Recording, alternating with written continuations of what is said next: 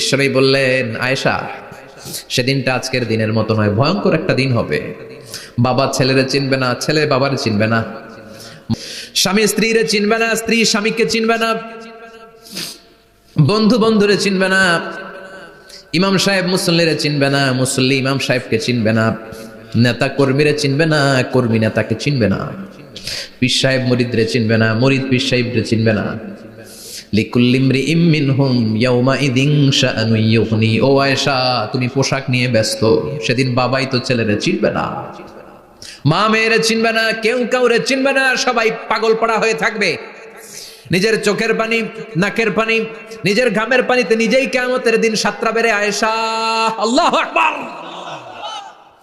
সবাই ক্লান্ত শ্রান্ত, পেরেশান, ঘর্মাক্ত, ক্ষুধায় সবাই অস্থির, ক্ষুধার্ত। সূর্যটা মাথার একেবারে কাছে চলে আসবে, সূর্যের তেজদীপ্ত তাপে মাথার মগজগুলো ভাতের মাড়ের মতো গলে গলে নাকের ছিদ্র, কানের ছিদ্র দিয়ে বেয়ে বেয়ে পড়বে।